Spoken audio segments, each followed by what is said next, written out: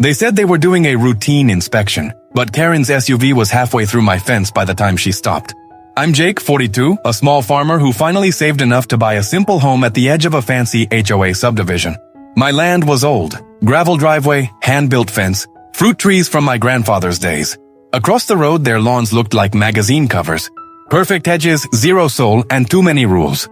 The HOA hated that my place sat near their gate. No matter that it wasn't even inside their boundary, they called my chickens unsightly, my shed a fire hazard, and my sugarcane loader an eyesore. I kept to myself, paid my taxes, and ignored their letters. One morning, the ground shook. I ran out and saw Karen, the HOA president, had driven her pearl-white SUV straight through my wooden fence.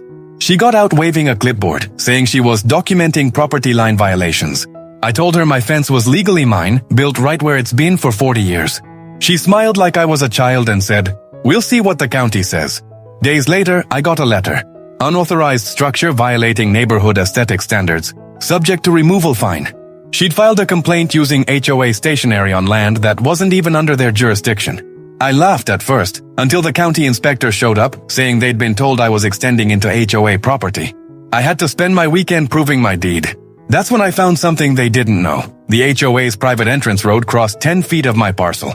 Their gate, lights, and mail kiosk, all technically standing on my land. My grandfather's survey markers proved it. So I made a plan, a quiet, lawful one. 3 days later, while Karen's SUV was parked by the gate for another inspection, I arrived with my sugarcane loader. Big yellow machine, slow but powerful. I lifted her front tires a few inches, just enough to make her panic and yell. The cops came, but so did my land deed, survey maps, and a county officer who confirmed everything. The HOA's gate sat illegally on my property.